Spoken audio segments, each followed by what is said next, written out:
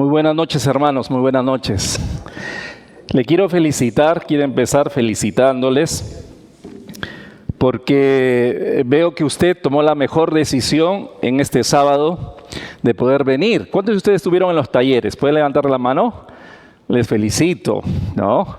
Y los demás se añadieron aquí para esta plenaria, y es la felicitación porque es sábado, es tal vez el día que uno espera para poder descansar, ¿no?, en la familia, pero usted ha tomado la mejor decisión. Y además, para los varones y también para las damas que gustan del fútbol, hoy día había un partido, ¿no?, a las 6:30, así que yo le estaba diciendo al pastor Paul que estaba yo pensando, justo ha coincidido este congreso en medio del mundial y corre el riesgo tal vez de que algunos no puedan venir o no quieran venir por esta razón, pero usted tomó la mejor decisión de venir a su taller y estar en esta plenaria. Le felicito, es la mejor decisión.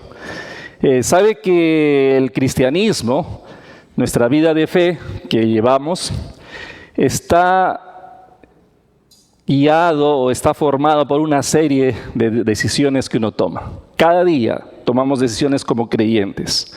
Y esas decisiones de que si voy a leer la Biblia hoy, si mañana oraré, si el domingo me congregaré, si he de alabar al Señor, si he de confiar en Él, si he de obedecerle a Él, son decisiones del creyente que tiene que tomar.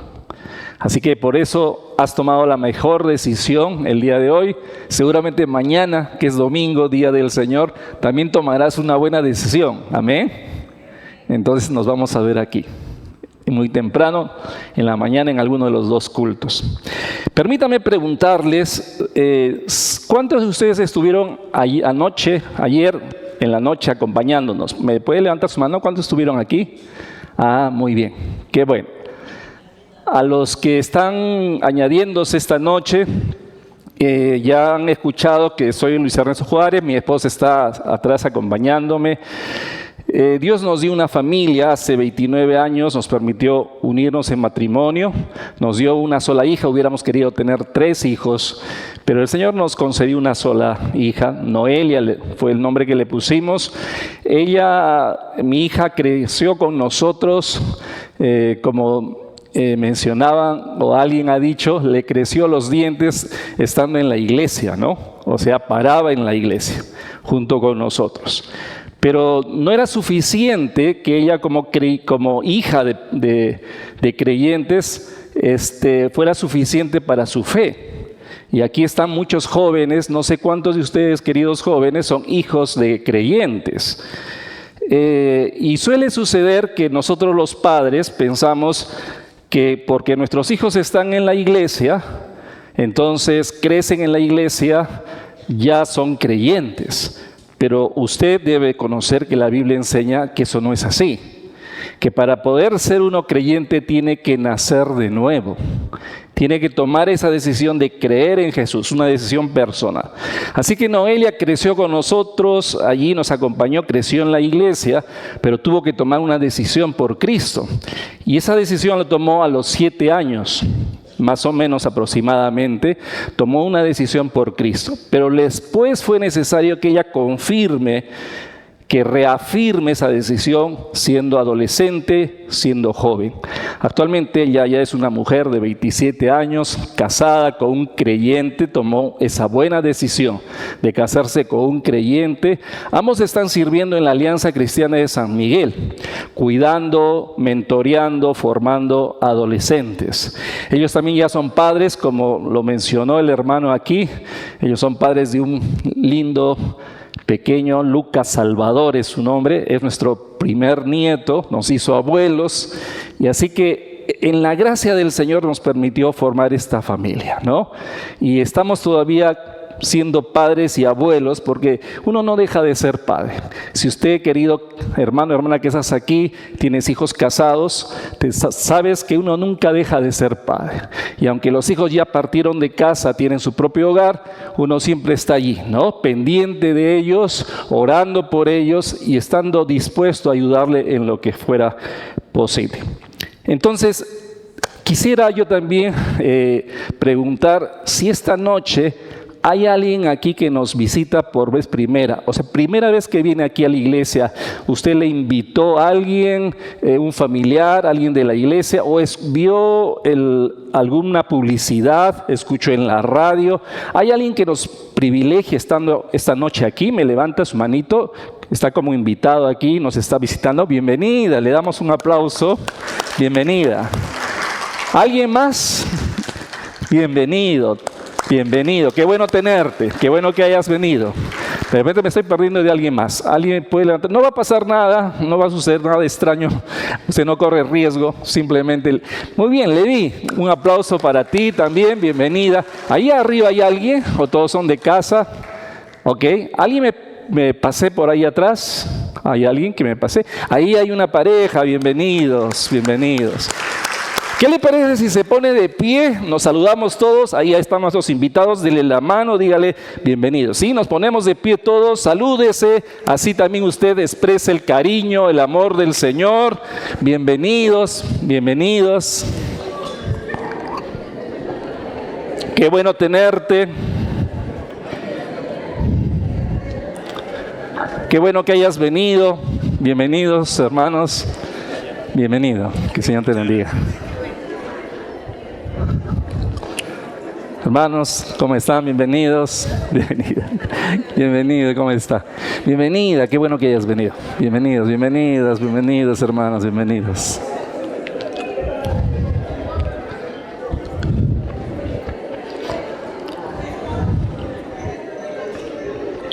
Bienvenidos ahí también en la mezanine, qué bueno tenerles, jóvenes, qué bueno tenerles, bienvenidas.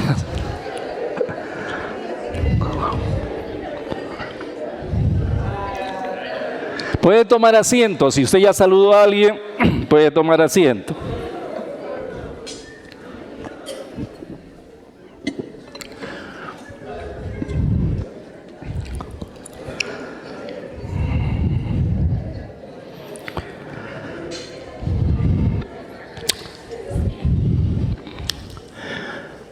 Querida iglesia, querido hijo, hija de Dios que estás aquí, que eres parte de esta iglesia, nunca te olvides que también se nos enseñó de parte del Señor Jesús que la manera en que iban a reconocernos como creyentes era mostrando el amor del Señor, amándonos unos a los otros. Siempre es bueno mostrarnos este amor. Bueno, estamos en este congreso que recordarás, si tienes tu material en la mano, que ha sido llamado Familias con propósito, del afán terrenal a la vida eterna, lo recordarás. Y ayer estábamos intentando entender este título, ¿no? Del afán terrenal a la vida eterna. Y hemos ya aprendido el día de ayer, en esa pequeña momento, esa cápsula, esa vitamina que teníamos al inicio, hemos aprendido acerca que la ansiedad, pensando en el afán que enseña la Biblia, es aquella ansiedad profunda, decíamos ayer en nuestra pequeña cápsula, ¿no?, de enseñanza. El afán es la ansiedad profunda sobre una sobrepreocupación que es una tendencia que tiene nuestra humanidad. O sea, tendemos los seres humanos a sobrepreocuparnos por las cosas, y entonces Jesucristo advertía sobre esto. Y decía, no os afanéis. Y ayer aprendíamos eso, que entonces el afán es esa sobrepreocupación, esa ansiedad que puede llegar a la desesperación, pero que también nos termina llevando a una desconfianza de la provisión de Dios. A desconfiar en Dios.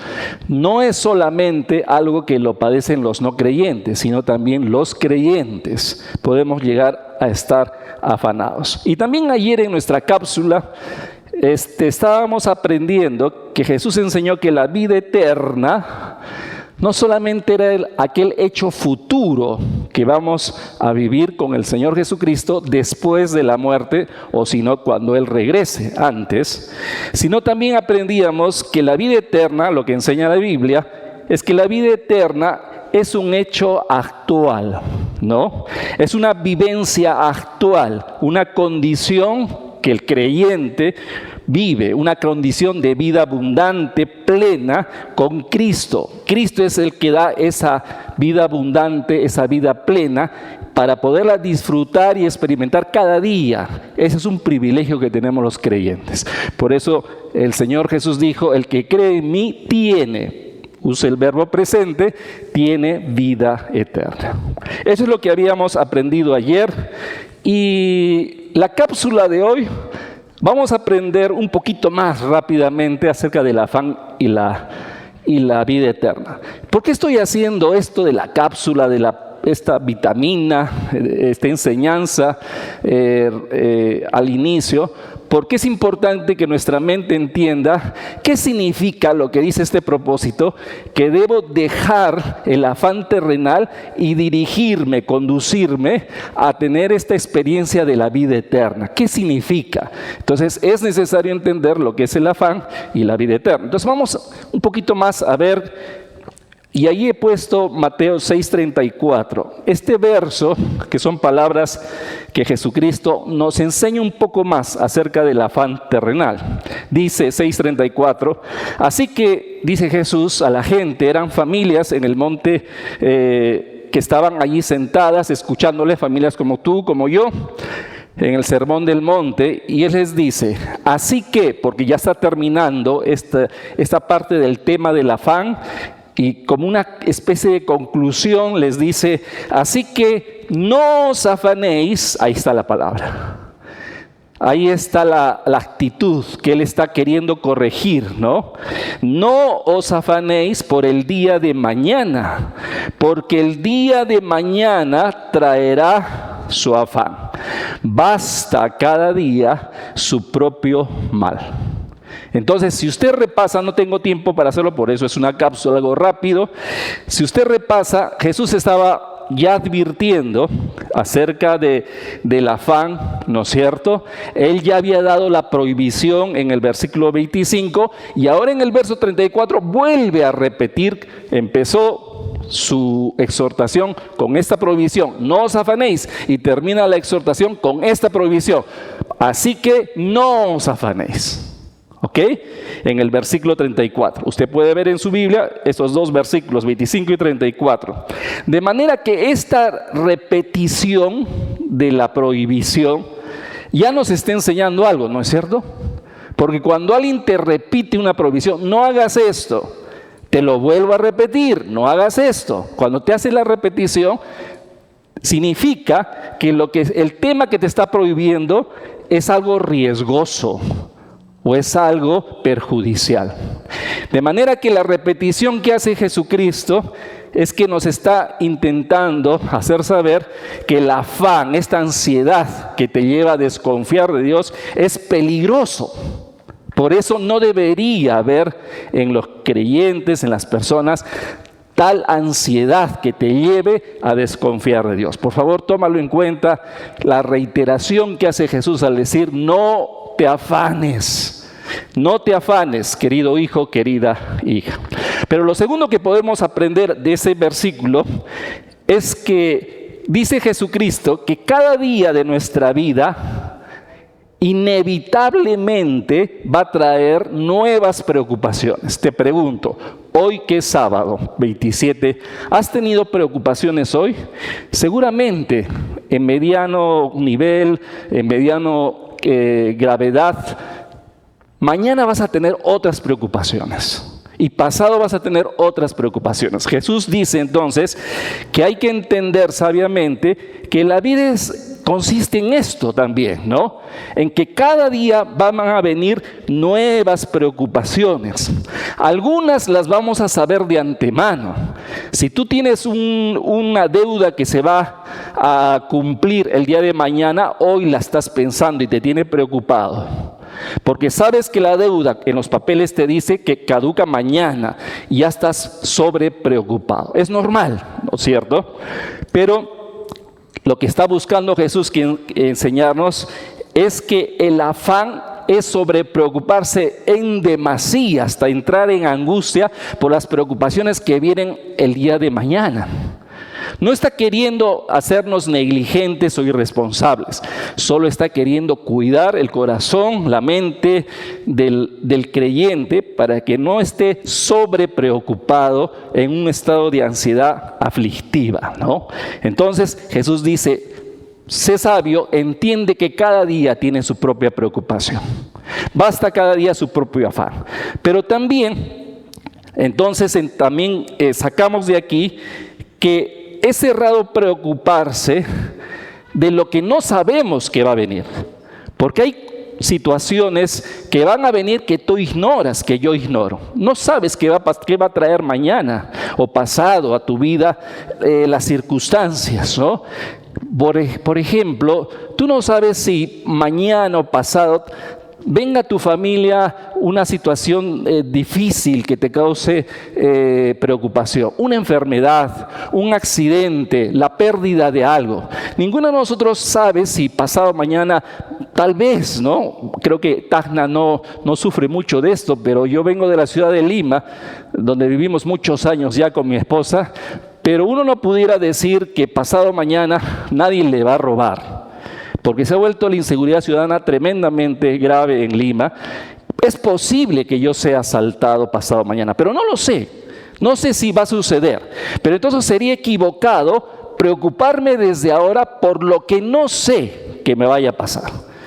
Entonces estaría en mi cama esta noche diciendo: ¿y si mañana me asaltan? ¿Y si pasado pierdo el carro? ¿Y si el próximo año pierdo la casa y me equivoco? ¿Y si quedo sin trabajo? Si me preocupo de antemano, sería equivocado. Eso es lo que está intentando Jesucristo.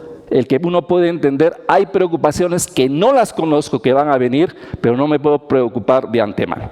Pero lo otro que Jesús enseña acerca de la vida eterna, está ahí este pasaje, es que Jesús enseña en Juan 17, te acordarás que Juan 17 es el capítulo cuando Jesucristo habla con el Señor Jesús en esta oración que él hace con su Padre, y le dice en medio de la oración lo siguiente.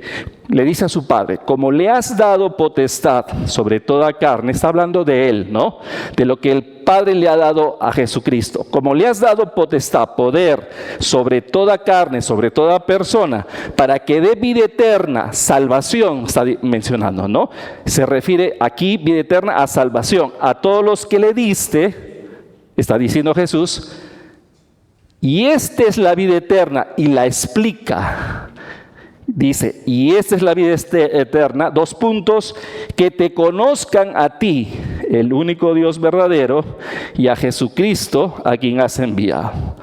Entonces te das cuenta que en su oración Jesús, que le está hablando al Padre, le está como reconociendo y está haciendo de conocimiento a quienes le están escuchando que el Padre le ha dado el poder, la potestad para dar salvación a todo aquel que cree en Jesús. Por eso dice: me has dado esa potestad de dar vida eterna, ¿no? Al que cree en Él. Pero extiende el significado de la vida eterna y Él dice: y esta es la vida eterna, que te conozcan. Si es tu Biblia la que tienes en tu mano y tienes un lapicerito, sería bueno que le des un circulito a que te conozcan, porque esto es importante. Porque este verbo de que te conozca significa el de poder entablar una relación, ¿no? Una relación de conocimiento que permita entender la persona de Dios, la persona de Jesucristo. Y eso es como un proceso, ¿no? De poder entender más de su voluntad, entender más de sus atributos, de sus virtudes. Este verbo que Jesucristo usa, entonces, está buscando transmitirnos que la vida eterna es esta relación de conocimiento. Es casi parecido, y no me quiero equivocar en esto, pero es casi parecido, si estás casado, a esa relación cuando te casaste y comienzas a conocer con la persona que te casaste, continúas conociéndote por el resto de tu vida. Yo no sé cuántos años de casado tengas aquí, hermano. Tal vez tengas 10, tal vez tengas 20 años de casado, o tal vez ya has cumplido tus bodas de oro, ¿no? Ya has cumplido 50 años de casado.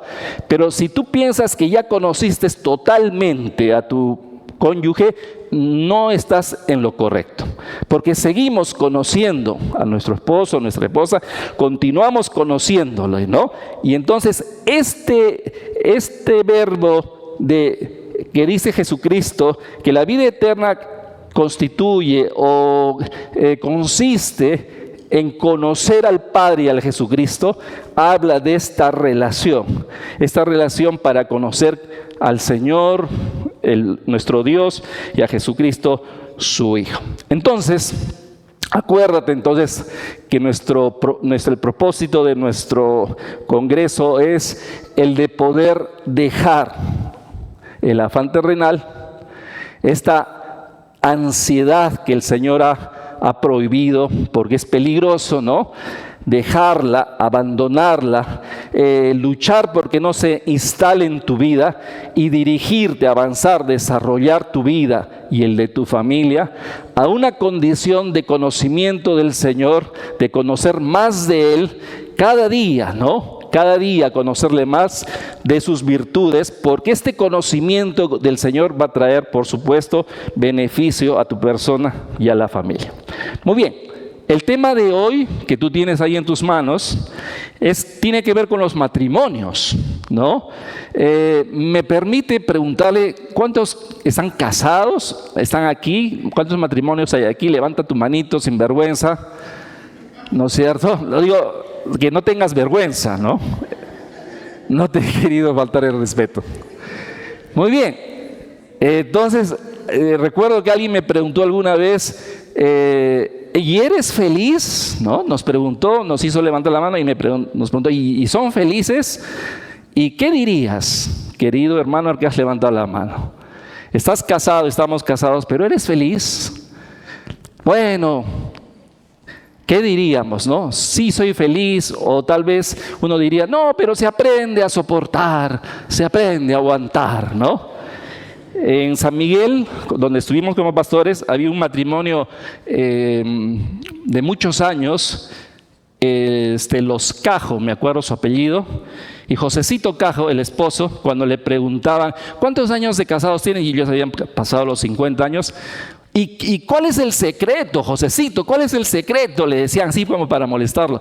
Y él, cuando esperaban que tenga una respuesta cristiana, ¿no? Él decía, el aguante, ¿no? Porque para él he tenido que aguantar, por eso solamente he llegado a los 50. Sin embargo, yo quiero animarte a que prestes atención al tema, porque nos damos cuenta que en la perspectiva de Dios, no es la razón por la que un matrimonio dura y llega a poder ser feliz en el Señor, no es exactamente solo el aguante, ¿no? Y el título de este tema es Matrimonios que caminan hacia lo eterno.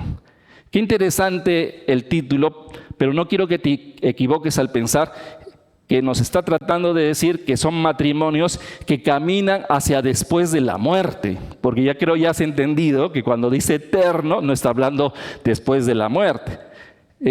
No sé si tú sabes que nos entrevistaron el viernes en la mañana. Yo no esperaba eso, tampoco creo que estaba planificado para nosotros, me refiero Yolita y para mí. Pero hicieron una entrevista en una radio, creo que es la radio Heroica, creo, ¿no?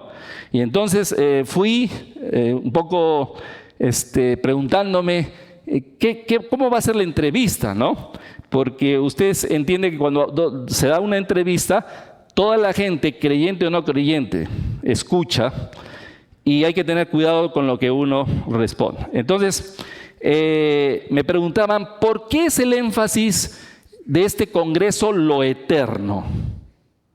Y dice aquí, ¿no? Matrimonios que caminan, se dirigen a lo eterno. ¿Qué le hace pensar eso? Yo me imagino que la gente común en la calle pensará, estos cristianos evangélicos están hablando de cómo van a ir cuando se mueran, ¿no? Al Señor. Matrimonios que se mueren en Cristo, van a lo eterno.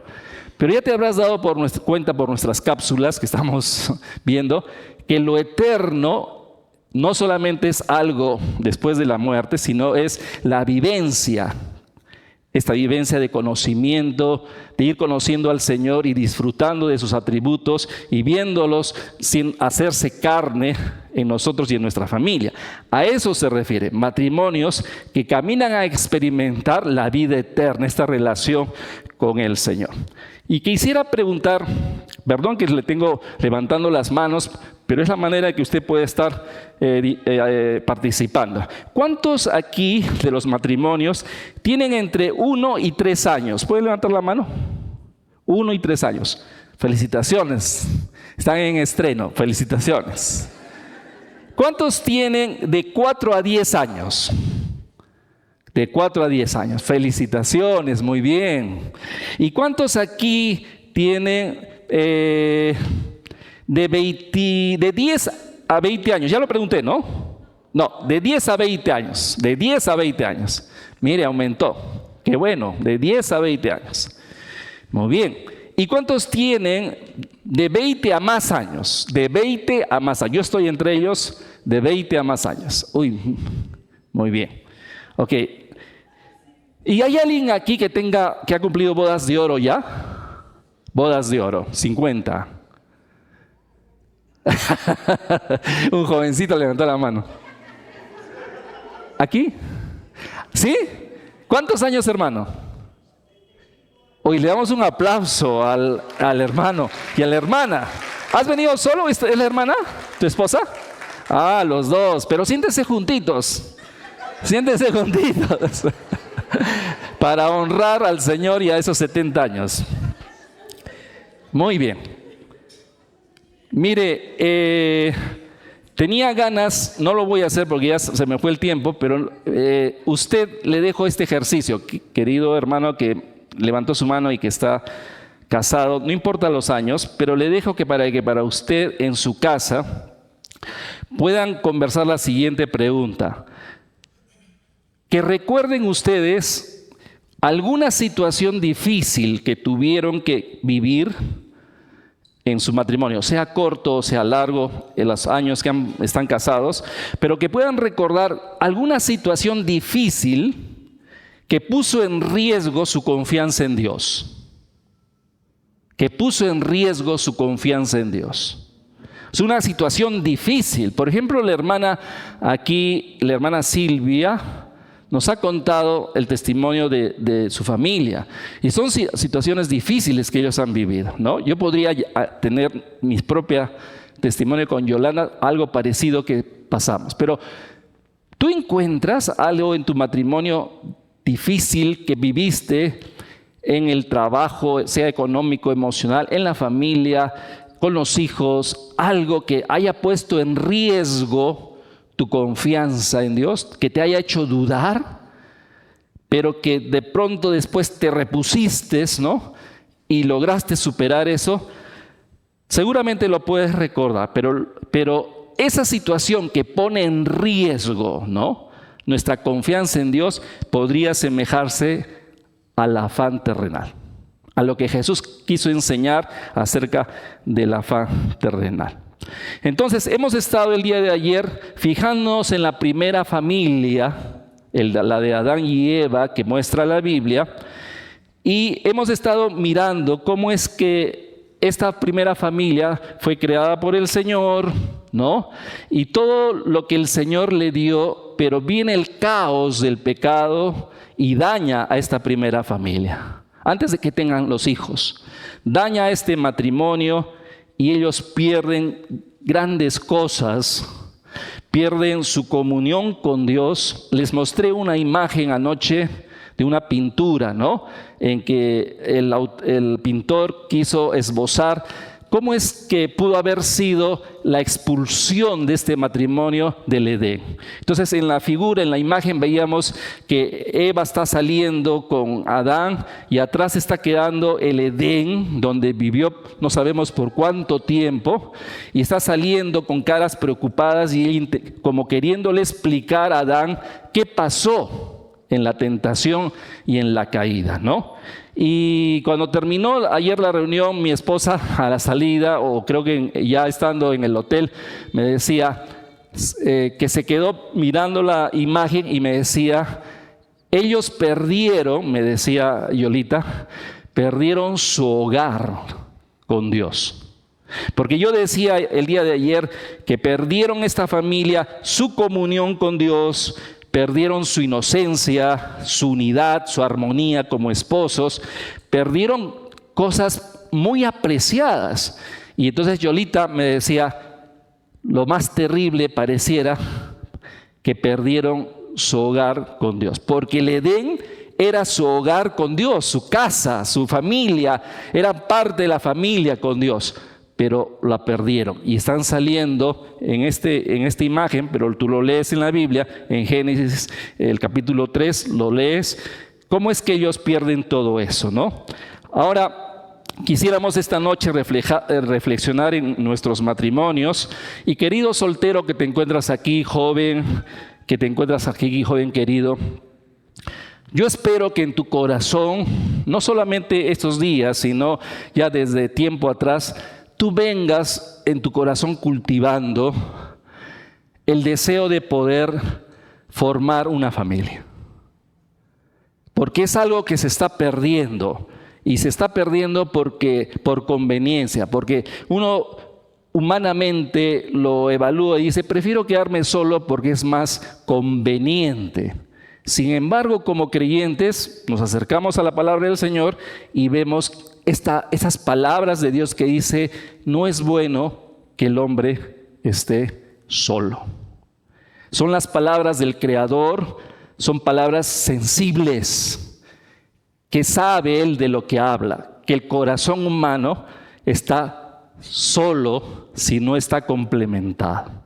Puede ser que haya casos, por supuesto, excepcionales en que el Señor te llame a quedarte soltero o soltera con un propósito. No solamente por capricho que te quedes solo, sino con un propósito.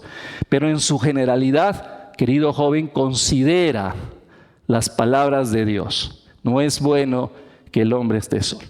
Y yo anhelo que estos temas puedan servir para ti, para que puedas cultivar este deseo y comiences a orar. Yo he estado en tus zapatos, mi esposa ha estado en estos zapatos me refiero a que el deseo, Señor, dame un compañero, dame una compañera que crea en ti, bendíceme con un matrimonio, con una familia. Bueno, y lo primero que quisiéramos ver en este tema, puede parecerte reiterativo, puede parecerte conceptos primarios que ya lo sabes, pero es necesario empezar por ver lo que la Biblia enseña acerca de qué es el matrimonio. Creo que muchos de nuestros errores pueden ser porque no entendemos o hemos olvidado el concepto del matrimonio, o tal vez lo confundamos, el concepto del matrimonio. ¿Sabes que en el diccionario, si tú buscas el diccionario, o le preguntas a la inteligencia artificial que define el matrimonio, bueno, yo encontré esta definición.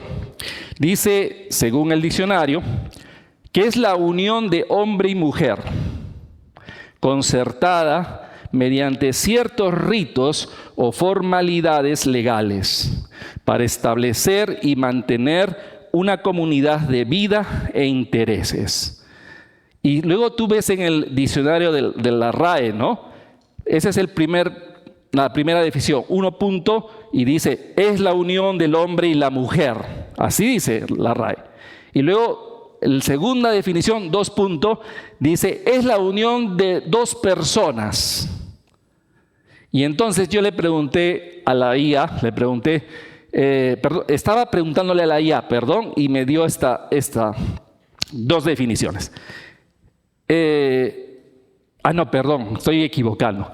Leí en la RAE estas 2 definiciones y le pregunté a la IA, ¿cuál es el concepto del matrimonio? Y me respondió, el matrimonio es la unión de 2 personas. Y le dije, ¿y por qué no me dices qué es la unión de hombre y mujer?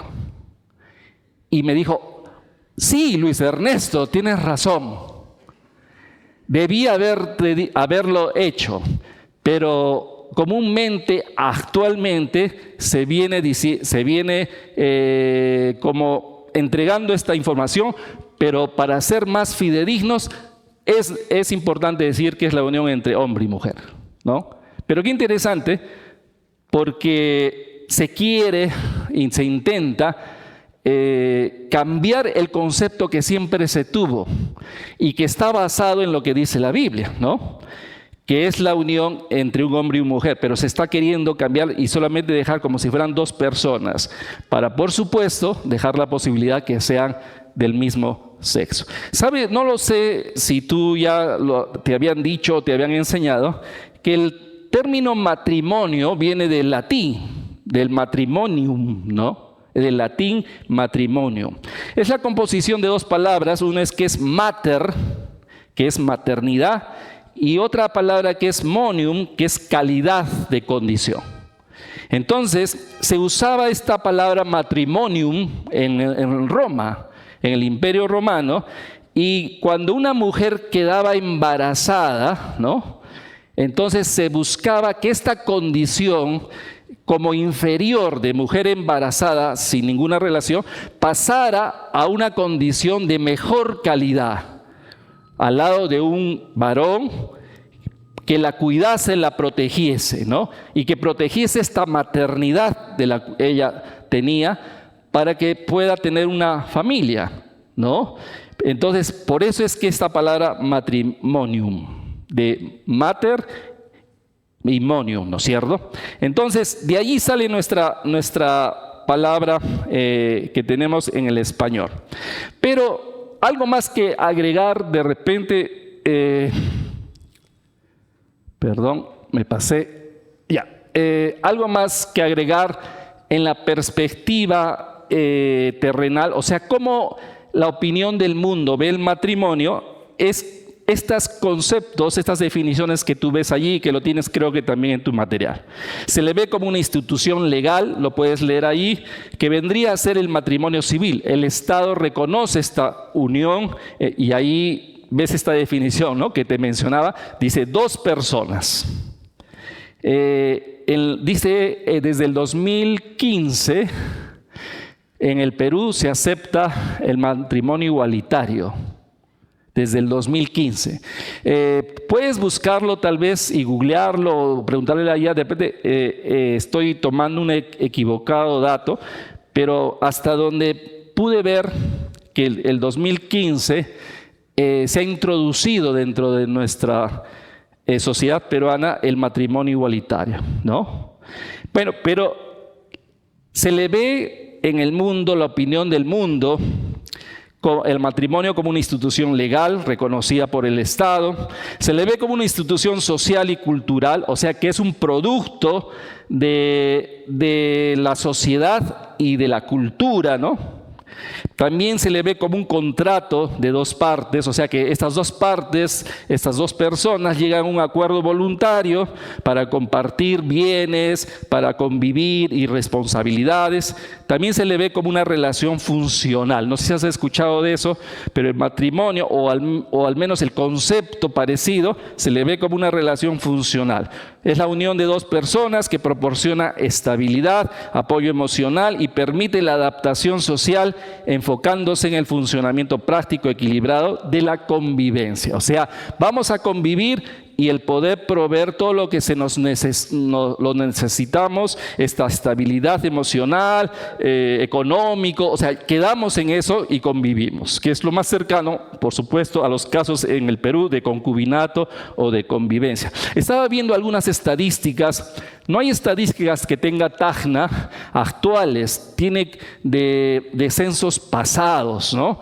Y de algunas universidades que han sacado estadísticas, y como que el porcentaje de los casados y de los convivientes van parecidos, o sea, como un 40 y 50, un 50-40%, van como en la mitad. Bueno, pero ese es el pensamiento que tiene el mundo, es como la forma en que tiene de entender el matrimonio la opinión del mundo. Y digo del mundo porque los creyentes, los cristianos, tenemos otra forma de ver. Es por eso que decimos que tenemos una cosmovisión distinta al que no es creyente. Y en la cosmovisión cristiana nos importa la perspectiva de Dios.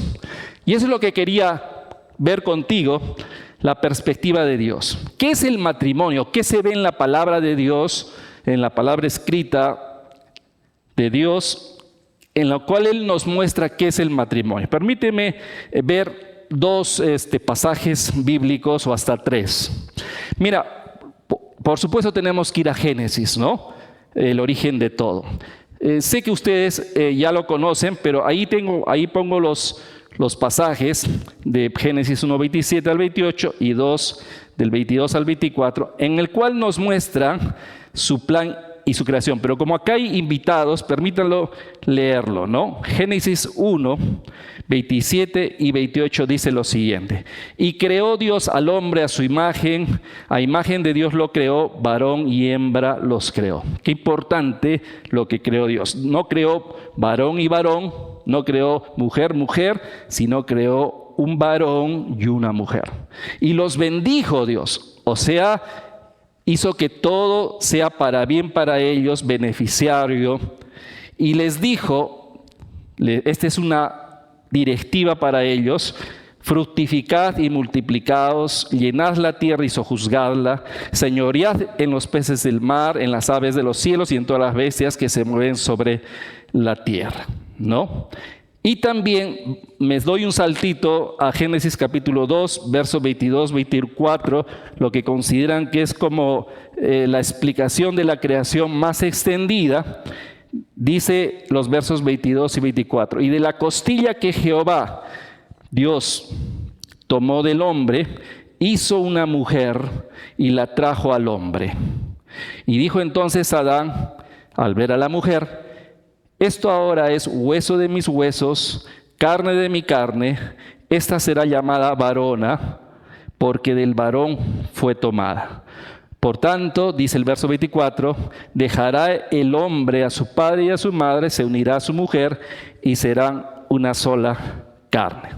Entonces, en estos dos pasajes, usted puede leer los capítulos más completos tal vez en casa, pero uno puede ver en estos dos primeros pasajes el plan de Dios y la creación de Dios, ¿no? Al ver allí el pasaje, encontramos que hay una acción, hay una intervención de Dios. Él es el que crea, o sea, Él es el autor, ¿no? Él dice, hagamos al hombre, y entonces dice, creó Dios al hombre, varón y hembra. Y los bendijo. Este bendijo está hablando de a los dos en una unión. Y les dio directivas, instrucciones. De manera que vemos pues que para la perspectiva de Dios, el matrimonio es su propia creación. Él es el autor. Es esta unión entonces el matrimonio donde Dios es el creador y donde une a un hombre y una mujer. Permítame hacer el énfasis: une a un hombre y a una mujer. No me estoy inventando nada, es lo que la Biblia enseña. Sé que mucha gente fuera pudiera no estar de acuerdo, ¿no? Sin embargo, quienes creemos en el Señor nos guiamos en lo que dice el Señor en su palabra. Pero también en estos dos versos uno puede ver que había una necesidad. Esa necesidad se lo he expresado a los jóvenes más unos minutos antes, en que dice, no es bueno que el hombre esté solo, ¿no? Esta necesidad en que muestra que el matrimonio entonces es una unión para acompañamiento, un acompañamiento de un hombre y de una mujer que se aman, por supuesto, pero es un acompañamiento de por vida, no temporal, no parcial, sino hasta que les dure la vida. Pero también vemos en estos dos versos que hay un propósito, ¿no? Hay un propósito que tiene Dios para unirlos, para bendecirlos, y es el propósito de complemento, porque dice, le haré ayuda idónea para él. Hay un propósito de unidad, porque ha tomado de la costilla del hombre y ha hecho una mujer de su misma sustancia del hombre, ha hecho la compañera, ¿no? Y la trae al hombre para presentársela. El hombre tiene que entender que estamos unidos porque compartimos la misma sustancia. Pero también hay un propósito de productividad, porque los bendice para que se puedan multiplicar, para que puedan sojuzgar la tierra. Entonces tienen que ser también este matrimonio, esta unión, debe alcanzar entonces estos objetivos de ser productivos, de unirse y de complementarse. Pero también en estos dos versos hay un compromiso, ¿se dio cuenta usted? Porque dice que Adán, al verla, dice: este es hueso de mis huesos, será llamada varona, por tanto dejará el hombre a su padre y a su madre y serán una sola carne. Es como los votos de Adán, ¿no? Es el reconocimiento de Adán de quién es esta mujer, y hay un compromiso allí, porque cuando dices hueso de mis huesos, está no solamente mostrando que se identifica con ella, sino también voy a sostenerla a ella. De manera que el matrimonio, en la perspectiva de Dios, también es la unión pues de este hombre y esta mujer. Esta unión que reconoce la igualdad entre ellos porque tienen la misma sustancia, pero también es un compromiso de sustento integral. Allí el hombre está comprometiéndose a sustentar a esta compañera de manera integral. Me refiero física, emocional y aún espiritualmente, ¿no? Hay este compromiso y que tiene que ser su prioridad. Por eso dice: dejará el hombre a su padre y a su madre y se unirá a su mujer. Hay una prioridad. Si, querido joven que te encuentras aquí, toma en cuenta todo esto porque es palabra del Señor. Cuando uno se casa, tiene que entender que asume estos propósitos, ¿no? Estos propósitos de complementarse, de unirse, de ser productivos, pero también del sustento al cónyuge. Ese es el primer pasaje, pero quiero llevarte al segundo, que también está tan bueno como el primero. Es Malaquías, está en el Antiguo Testamento, es Malaquías, capítulo 2, los versos 13 y 4, y que hablan del pacto. Mira lo que dice allí. Es Dios hablándole a su pueblo de Israel, y les dice: y esta otra vez haréis cubrir el altar de Jehová de lágrimas, de llanto y de clamor. Así que no miraré más la ofrenda, no miraré más a la ofrenda que traía el pueblo. No la voy a ver, no la voy a aceptar. No la voy a ver, dice, más a la ofrenda, para aceptarla con gusto de vuestra mano. Mas diréis, o se van a preguntar, ¿por qué? O sea, ¿por qué no la estás aceptando? Y él responde: porque Jehová ha atestiguado entre ti y la mujer de tu juventud, contra la cual has sido desleal, siendo ella tu compañera. Ahí está hablando del matrimonio. Siendo ella tu compañera y la mujer de tu pacto. Y ahí está la palabra que quiero enfatizar en este punto acerca del pacto matrimonial. ¿Qué significa esta expresión cuando le dice el Señor: he atestiguado entre ti y la mujer de tu juventud, contra la cual has sido desleal, siendo ella tu compañera? No está hablando de amiguitos, de amigos, sino está hablando del matrimonio. Está hablando del matrimonio. Tú has sido desleal con tu esposa, ¿no? La mujer de tu pacto. Pero ¿qué significa esto de la mujer de tu pacto? Y quise ayudarte al poner este recuadro para que podamos entender lo del pacto matrimonial. Los que han estudiado de repente un curso o han escuchado tal vez alguna enseñanza ya en la iglesia, recordamos que un pacto en la Biblia, un pacto era un compromiso entre dos partes que cada parte se comprometían o prometían cumplir con lo estipulado. A cada uno le tocaba cumplir una parte y entonces se prometían: yo voy a cumplir con mi parte. En el Antiguo Testamento se usa una palabra para pacto que significa alianza, que significa promesa. Y entonces uno, al estudiar esta palabra, se da cuenta que había pactos condicionales y pactos incondicionales, ¿no? Estos pactos o compromisos eran también hechos por Dios con su pueblo. Y entonces en esos pactos Dios prometía cumplir con su pueblo, con su parte. Dios decía: yo tengo una parte que voy a cumplir, pero ustedes, querido pueblo de Israel, tienen una parte también que cumplir. O sea, era un pacto condicional.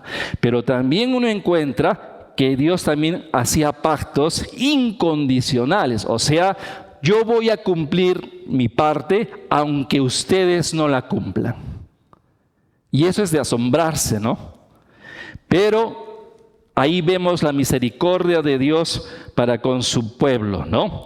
Y en el caso del matrimonio, era el pacto un compromiso que ambos cónyuges accedían a este compromiso. Por eso es que Malaquías dice la mujer de tu pacto. Los que se casaban en ese tiempo entraban en este pacto, en esta alianza, en este compromiso, ¿no? Y era un compromiso en primer lugar, como dice allí, era un compromiso con Dios.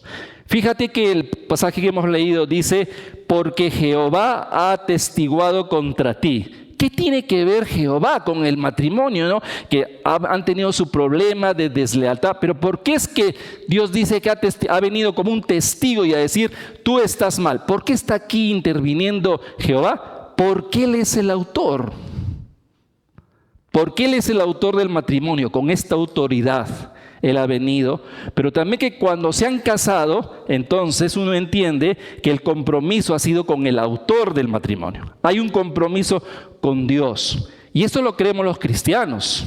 Hermano, hermana querida, recordarás que cuando nos hemos casado en Cristo, hicimos nuestros votos y esos votos primeramente fueron comprometiéndonos con el Señor. Señor, yo te prometo amar a mi esposa, a quien estoy tomando en este día.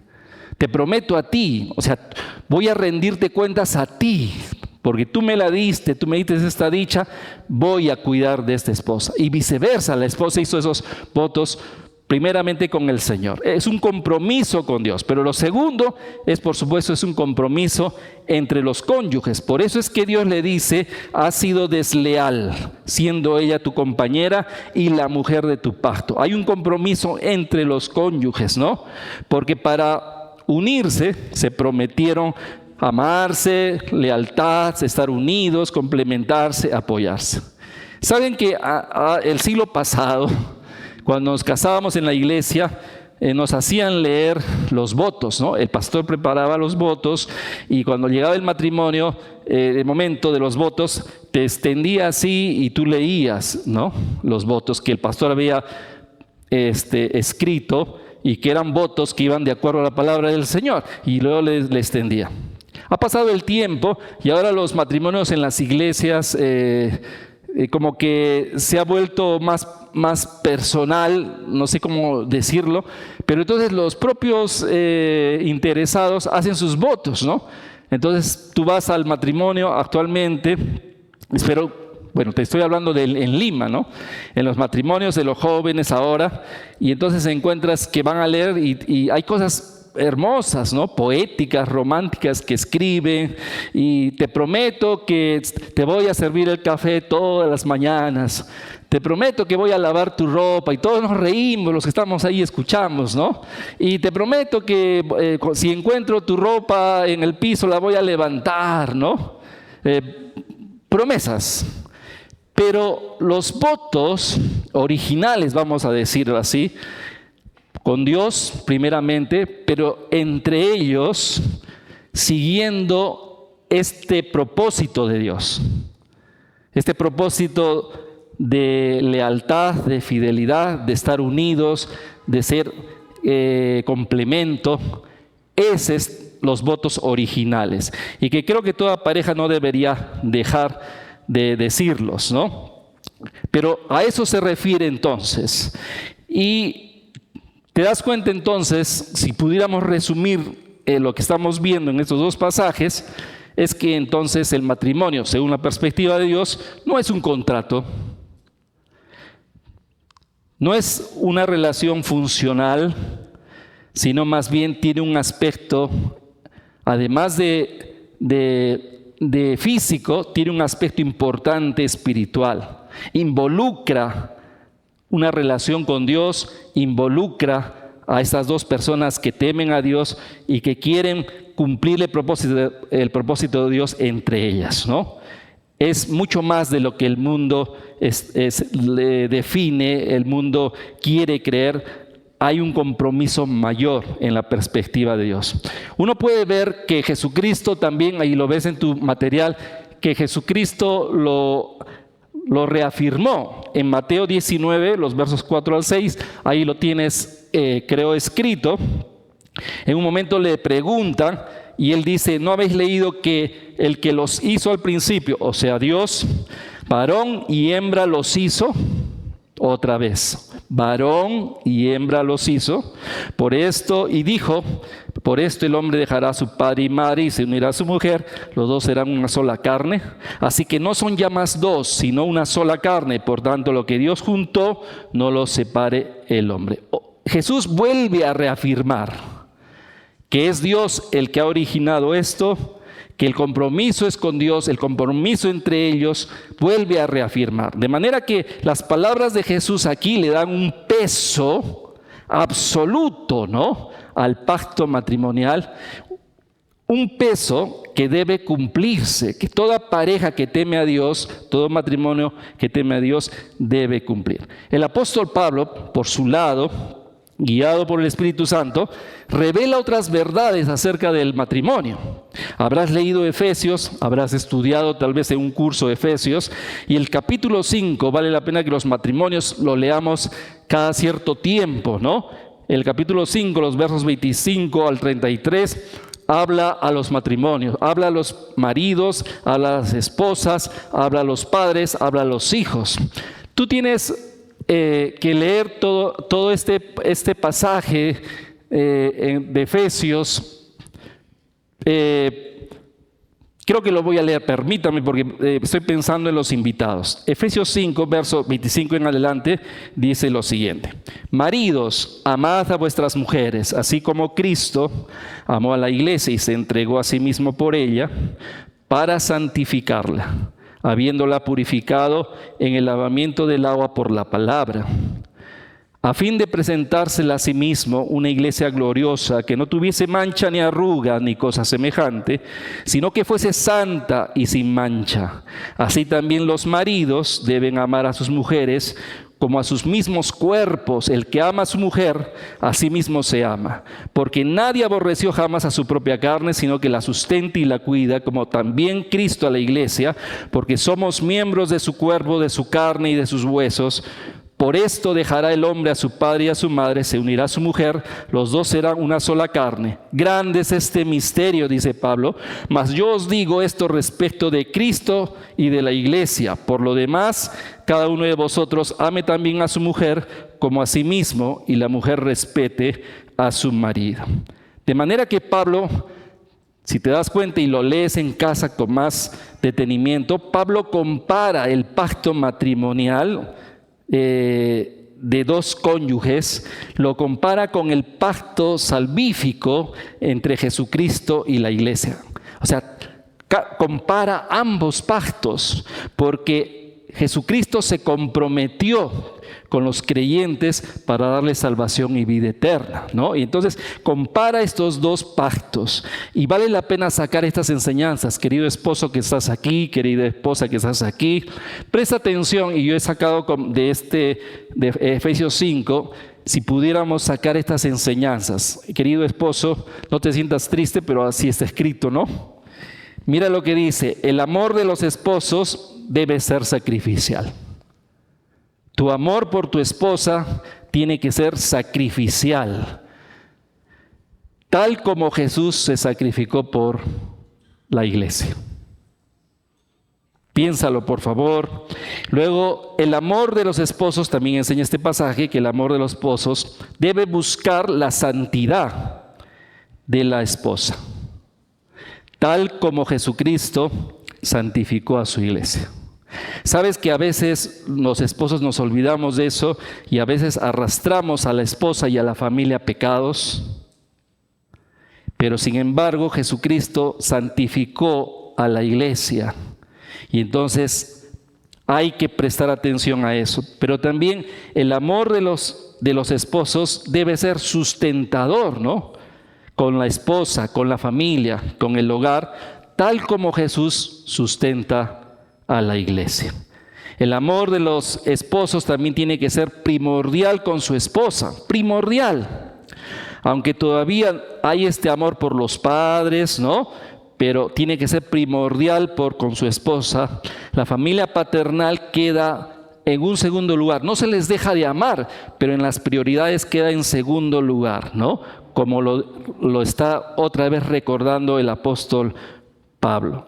Y también, esposas que estás aquí, simplemente digo algo, de repente los esposos van a decir, ¿por qué no ha dicho más? Pero digo algo en este pasaje, que el respeto que tienen que tener las esposas por el esposo tiene que ser firme y tiene que ser constante. Igual como la iglesia se sujeta a Cristo, le da este respeto y hay obediencia de la iglesia a Jesucristo, el apóstol Pablo dice, las esposas también tienen que tener el respeto al esposo. Así que nos damos cuenta que es importante, pues, comprender lo que significa el matrimonio. Mira, nos hemos tomado varios minutos para poder recordar en la perspectiva de Dios qué es el matrimonio para Dios. Esposo, esposa querida que estás aquí, has recordado lo que es el matrimonio, ahora hay que revisar si lo estamos viviendo. Hay que evaluarnos si lo estamos poniendo en práctica. Si lo dejaste de lado, te olvidaste, bueno, hoy es el momento de que comiences otra vez a ponerlo en práctica. Mira, en base a los pasajes que ya hemos leído, uno puede ver cómo es que afecta a nuestros matrimonios olvidar estos aspectos del pacto matrimonial, ¿no? Va a producir, cuando uno se olvida del pacto matrimonial establecido por el Señor, uno comienza a ver en su matrimonio que puede sufrir deslealtad, ¿no? Los esposos pueden terminar dejando de amar al cónyuge y aún buscando amores extraños. Puede también afectar que se produce repudio, ¿no? Estoy poniendo ahí los versículos, ya no tengo tiempo. Pero entonces se produce, cuando uno deja el pacto matrimonial, comienza entonces el cónyuge, los esposos, a querer terminar el matrimonio. Y los divorcios va creciendo su índice, ¿no? He escuchado aún a jóvenes decir, bueno, me voy a casar y si no funciona, tengo esa puerta para salir por esa puerta. Tengo una solución si no funciona esto. Porque el divorcio es ahora una alternativa para aquel que está olvidando estos principios de Dios. Pero también puede darse el irrespeto, ¿no? Las esposas pueden terminar desconociendo la autoridad del esposo. Puede darse la falta de amor sacrificado. Los esposos desarrollan un amor egoísta, solamente pensando en sí mismos. Puede darse la falta de santidad. Como les mencionaba, los esposos pueden introducir pecados al hogar y pueden hasta arrastrar a pecados que antes no había. Pero también esta falta de sustento. Los esposos pueden terminar descuidando la provisión y la protección. Si sucediese, si en una familia, un matrimonio cayese en esa situación lamentable, no deseable, ¿cómo podemos restaurar el pacto sagrado de nuestro matrimonio? Bueno, hay una provisión. Ayer hablábamos, hay una provisión de Dios, ¿no? Todo pecado, querido hermano, amigo que te encuentras aquí, todo pecado y todo pecador necesita de un Salvador. De un Salvador que perdone, un Salvador que restaure la vida. Y Dios, esta es la buena noticia, Dios ha provisto de su Salvador. ¿Quién es ese Salvador? Su Hijo Jesucristo. Y como dice Hechos 4:12, no hay ningún nombre bajo el cielo, en la tierra, en que podamos ser salvos, sino solamente en Jesucristo. Él es el único Salvador que puede traer perdón a nuestras vidas, darnos perdón y libertad de nuestros pecados. Pero tenemos que acudir a Él, a ese Salvador, arrepentidos de lo que hemos hecho y unir nuestras vidas a Él para de ahí en adelante caminar en obediencia a Él. Pero también el siguiente paso de la restauración es la colaboración personal, porque luego de que uno le pide perdón al Señor Jesucristo, le acepta como Salvador y el Señor otorga perdón, Él va a comenzar a hacer cosas nuevas en la persona, de manera individual, en la persona de ese hombre o de esa mujer que se acerque, va a comenzar a hacer una obra nueva en él. Usted recordará 2 Corintios 5:17 que expresa eso, que Jesucristo entra en la vida, esta persona se une a Jesucristo y Jesucristo comienza a ser una nueva persona de ese hombre o de esa mujer que le entrega la vida al Señor. Creo que muchos de los que estamos aquí somos testigos de eso. Eso es lo que pasó con nosotros, ¿no es cierto? Comienza a trabajar el Señor en ese esposo arrepentido, comienza a trabajar el Señor en esa esposa arrepentido, en ese hijo, en ese padre arrepentido. Comienza a trabajar en él, ¿no? Y entonces eso va a implicar esta búsqueda de manera persistente, personal de cada uno de ellos. Pero lo último es que se necesita también no solamente una colaboración personal de cada uno individualmente, sino esta colaboración conyugal. Digo colaboración con el Señor, ¿no? El Señor está esperando que respondamos a este deseo suyo de restaurarnos, pero tenemos nosotros que ser colaboradores. Individualmente le tengo que buscar como Luis Ernesto para que dé vida a mi vida, pero también hay esta colaboración conyugal. Mi esposa y yo tengo juntos, porque somos una sola carne, tenemos juntos que buscar, disponernos a colaborar con el Señor, con esta restauración. Por eso es que Efesios 5 da consejos. Entonces Él me dice, el Señor, que para avanzar en esta reconciliación, en esta restauración, en esta sanidad, yo como esposo tengo que amar a mi esposa. Entonces lo tengo que hacer. Y a mi esposa le dice que tiene que respetarme y ella lo tiene que hacer. Tiene que haber esta obediencia, esta colaboración conyugal para que se restaure el hogar. Porque sería equivocado que uno piense, el Señor lo va a hacer como una forma instantánea, mágica, ¿no? O sea, yo me voy a ir a dormir con Yolanda y mañana vamos a ser cuando despertemos, vamos a ser los esposos del año, ¿no? Y nos vamos a amar y vamos a ser totalmente distintos que la noche que ha pasado. No es así. Se requiere de esta obediencia, de esta disposición de ambos, juntos con tu esposa, buscar al Señor, buscar aprender juntos de los principios que enseña la palabra, juntos buscar en oración al Señor, juntos buscar de esta vida abundante, juntos buscar de esta llenura que la Biblia enseña, de este gobierno pleno que puede dar a nuestro matrimonio. Juntos debemos buscar obedecer los principios del Señor, juntos debemos mantenernos firmes a través del tiempo. Por eso es que los matrimonios que perseveran en ello, pasan los años, cumplen bodas de plata, cumplen bodas de oro y seguramente cierran sus ojitos fieles al Señor. Pero juntos, esta es la colaboración conyugal. Quiero terminar y concluir, perdonen que nos hemos pasado del tiempo, pero querido hermano, hermana que estás aquí, que me has escuchado con paciencia, Dios te concedió un matrimonio, qué bueno, dale gracias, pero por favor pregúntate si has estado cuidando de él, si has estado cuidando de tu pacto matrimonial. Quiero pedirte, como si el Señor te lo pidiese esta noche, que revises eso, si has estado cumpliendo primeramente con el Señor, pero también que pienses en tu esposo, que pienses en tu esposa. ¿Cómo has estado cumpliendo, honrando ese pacto matrimonial que Él te concedió, ¿no? Ese pacto, como decíamos, tan parecido al de Jesús y la iglesia. ¿Lo has estado haciendo? Si lo has estado haciendo, te felicito, que el Señor te bendiga. Pero si te das cuenta que no lo has venido haciendo, este es el momento para poder, en una actitud humilde, volver al Señor y reconocer, Señor, he dejado de hacer esto o aquello, perdóname. Quiero ser restaurado, quiero volver a poder cumplir con lo que tú me encargaste un día para con mi matrimonio. Vamos a inclinar nuestros rostros, por favor, y orar un momentito. Y mientras todos están inclinando sus rostros, yo quiero también dirigirme a los invitados. Creo que tenemos esta noche unos 5 o 6 invitados. Qué bueno que hayas venido.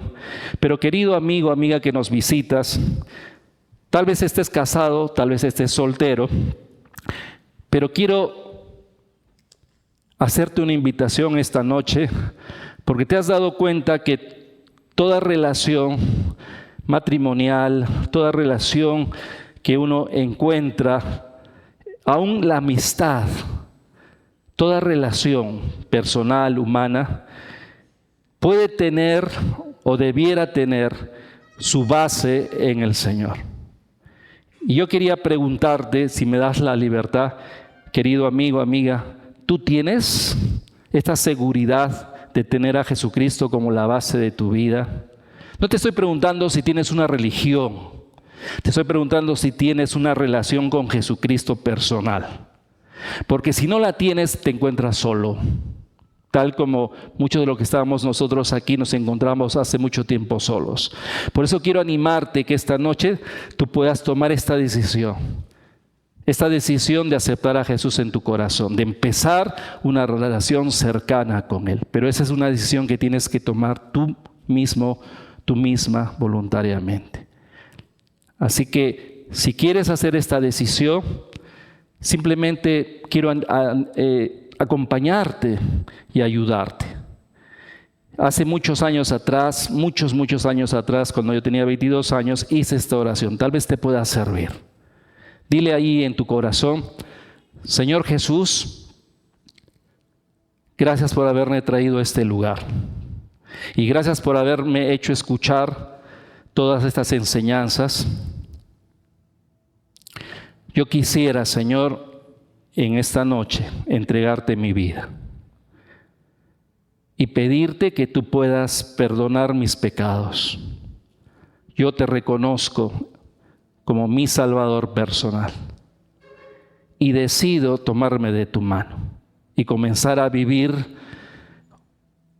obedeciéndote, sujeto a ti, porque te necesito, Señor.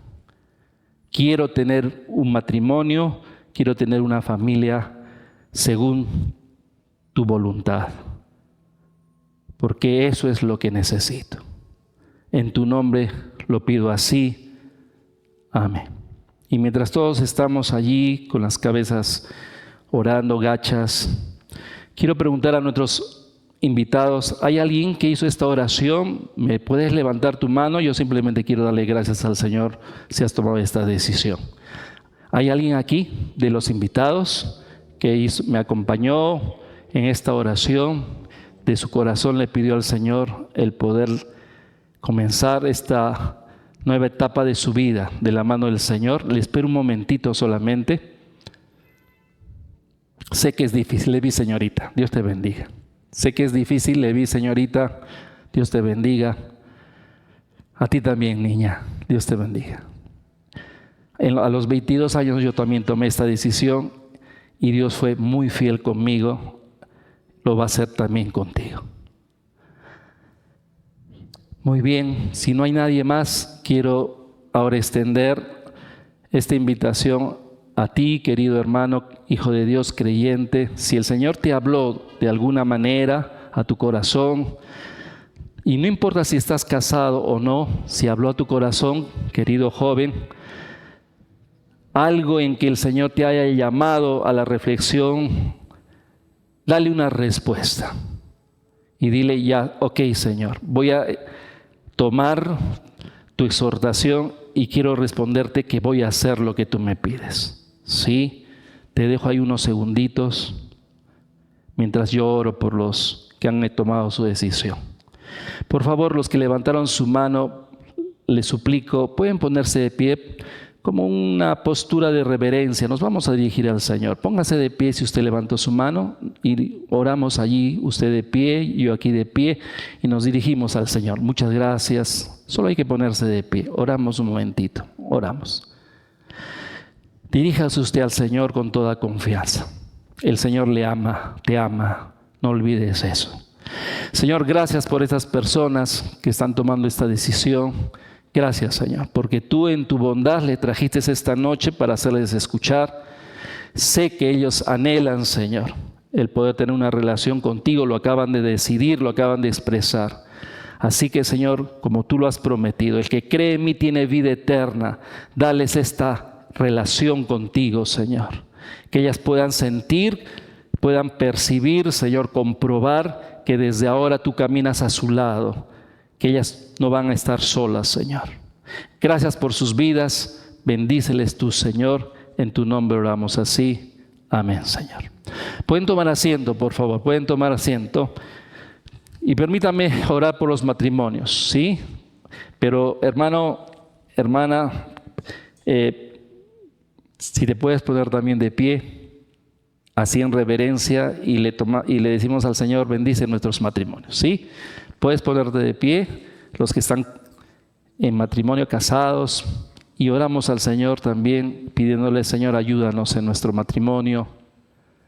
No sé si mientras te vas parando te dije que con todo este mes me ha servido para poder revisar mi propio matrimonio con Yolanda y poner en práctica, hacer carne estos principios otra vez en nuestro propio matrimonio. Así que yo estoy de pie contigo en esta noche. Oramos.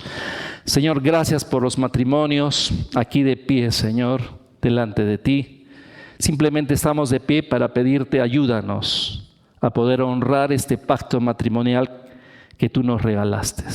Ayúdanos, Señor. Reconocemos que a veces las fuerzas nos faltan, pero queremos hacer tu voluntad, queremos cumplir. A los esposos, Señor, recuérdanos todas tus directivas, pero también a las esposas igual. Confiamos en ti. Tú nos amas, Señor, y tú nos vas a ayudar a poder honrar nuestro matrimonio. Ayúdanos a perdonar todo pecado que ha habido entre nosotros, toda ofensa, toda deshonra, Señor. Te pedimos perdón a ti y ayúdanos a perdonar también. Y vuelve a llenar nuestro matrimonio, nuestras vidas de tu perdón, de tu armonía, de tu paz. Te lo pedimos en el nombre de Jesús, nuestro Señor y Salvador. Amén, Señor. Pueden tomar asiento, hermanos. Muchas gracias por su paciencia. Perdonen el tiempo.